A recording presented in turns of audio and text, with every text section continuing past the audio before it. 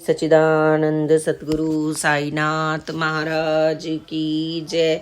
भक्तों के लिए बाबा का हृदय प्रेम और करुणा से भरा था। उनकी करुणा भक्तों के दुख दर्द का वर्ण कर लेती थी। बाबा असाध्य रोगों से पीड़ित भक्तजनों को देखकर व्याकुल हो जाते थे। उनसे भक्तों की वेदना देखी नहीं जाती थी और उपचार चिंता में वे गलने लगते थे। बाबा स्वयं कष्ट सहकर भी भक्तों को आरोग्य देने में संकोच नहीं करते थे और इसके लिए वे आत्मक्षति और आत्म पीड़ा के लिए भी तैयार हो जाते थे। एक आधी बार ऐसा भी हुआ कि उन्होंने भक्तों के गंभीर रोग अपने शरीर पर आरोपित कर लिए और स्वयं को कष्ट में डालकर भी भक्तों के स्वास्थ्य की रक्षा की। इसका विलक्षण अनुभव लक्ष्मीबाई खारपड़े को हुआ। उसने विपत्ति के क्षणों में बाबा के इस आत्मोत्सर्गी रूप को पहचाना। एक बार लक्ष्मीबाई खारपड़े अपने पुत्र के साथ शिरडी वास कर रही थी। उन्हीं दिनों उनका पुत्र ज्वरग्रस्त हो गया और बाद में उसके शरीर पर प्लेग की गांठें भी निकल आईं। लक्ष्मी भयभीत हो गई और घबराने लगी। प्रारंभिक चिकित्सा के बाद भी जब उसके पुत्र की स्थिति में सुधार नहीं आया तो उसने वापस अपने गृह नगर अमरावती लौटने का निश्चय किया। संध्या समय जब बाबा वायु सेवन के लिए मस्जिद से निकले तब लक्ष्मी ने उन्हें रास्ते में रोक लिया और वापस जाने की अनुमति मांगते हुए रुधे गले से अपने पुत्र की व्याधि के बारे में बताया। बाबा ने पहले तो लक्ष्मी को स्नेह भाव से देखा, फिर उसकी चिंता का समाधान करते हुए संयत भाव से बोले, आकाश में बहुत बादल छाए हुए हैं, उनके हटते ही आकाश साफ हो जाएगा। इसके पहले कि लक्ष्मी कुछ समझ पाती, बाबा ने कमर तक कफनी उठाई और अपने शरीर पर उभर आई अंडों के आकार की गिल्टियां दिखाते हुए बोले, देखो मुझे अपने भक्तों के लिए कितना कष्ट उठाना पड़ता है, उनके कष्ट मेरे हैं। अपनी बात कहकर बाबा अपने रास्ते पर बढ़ गए और लक्ष्मी समेत अन्य भक्तजन अवाक भाव से उनका आत्मत्याग देखकर रो दिए। बाबा ने एक सच्चे सद्गुरु की तरह संसार और परमार्थ दोनों स्तरों पर भक्तों का मार्गदर्शन किया। वे भक्तों के संसार को सुखी एवं समृद्ध देखना चाहते थे। उनकी भी यह आकांक्षा थी कि उनके भक्तजन सांसारिकता से ऊपर उठे, मोह माया से मुक्त हो और सच्चा धार्मिक आध्यात्मिक जीवन जिएं। बाबा ने भक्तों को मानसिक एवं भावनात्मक दृष्टि से भी समृद्ध बनाया और इसके लिए संस्कारित किया। उन्होंने भक्तों को चित्त शुद्धि के लिए पोथी पारायण की प्रेरणा दी और दक्षिणा एवं उदी के माध्यम से त्याग और वैराग्य का पाठ पढ़ाया। भक्तों के प्रेम में वशीभूत बाबा ने अपने देह काल के दौरान याचक और दाता इन दोनों की भूमिकाओं का निर्वहन किया। वे एक हाथ से दक्षिणा ग्रहण करते और दूसरे हाथ से दान देते थे।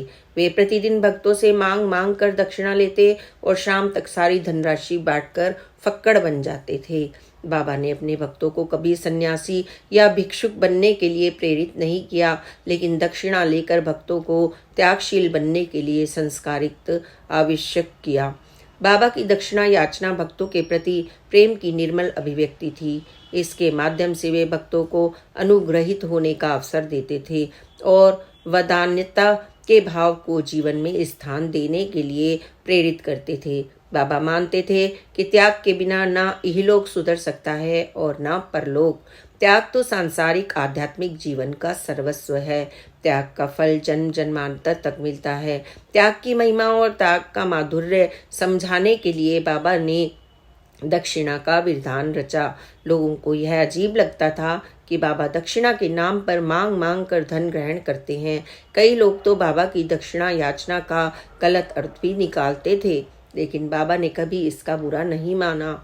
एक बार उन्होंने काका महाजनी से 15 रुपए दक्षिणा मांगी और कहने लगे, यदि मैं किसी से 1 रुपए दक्षिणा लेता हूँ तो उसे 10 गुना वापस भी करता हूँ। मैं किसी की कोई भी वस्तु बिना मूल्य ना तो लेता और ना हर एक से मांगता हूँ। जिसकी ओर फकीर मतलब मेरे गुरु इंगित करते हैं उसी से मैं मांगता हूँ और जो गत जन्म कारणी होता है उसकी दक्षिणा स्वीकार हो जाती है। बाबा यह भी कहते थे कि दानी देता है और भविष्य में सुंदर उपज का बीजारोपण करता है। धन का उपयोग धर्मोपार्जन के ही निमित्त होना चाहिए। यदि धन केवल व्यक्तिगत आवश्यकताओं में ही व्यय किया जाए तो यह उसका दुरुपयोग है।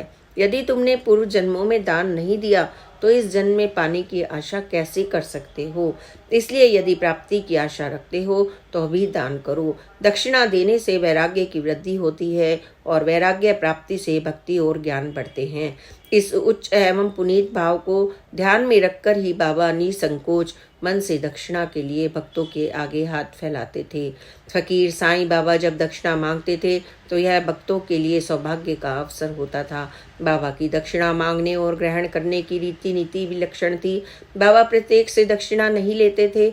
यदि बाबा के बिना मांगे किसी ने दक्षिणा भेंट की भी तो वे कभी स्वीकार कर लेते और कभी अस्वीकार भी कर देते थे। वे दाता का मनोभाव देखकर ही कुछ मांगते थे। उन्होंने उन लोगों से कभी कुछ नहीं मांगा जो सोचते थे कि बाबा के मांगने पर ही दक्षिणा देंगे। यदि किसी ने उनकी इच्छा के विरुद्ध दक्षिणा दी तो वे उसे वापस उठाने के लिए कह देते थे। बाबा पुरुषों के अलावा महिला और बालकों से भी दक्षिणा ले लेते थे। किसी किसी से तो बाबा दक्षिणा के रूप में बहुत बड़ी राशि मांग लेते थे। यदि अगले के पास नहीं होती थी तो वे दूसरों से उधार मांगने के लिए भी कह देते थे। दक्षिणा के संबंध में बाबा का एक अघोषित नियम यह भी था कि वे कभी मस्जिद के बाहर दक्षिणा ग्रहण नहीं करते थे और ना ही दिन ढलने के बाद दक्षिणा लेते थे। श्री सच्चिदानंद सतगुरु साईनाथ महाराज की जय। Please like, subscribe and share this channel. Om Sai Ram, जय साई राम, ओम साई राम।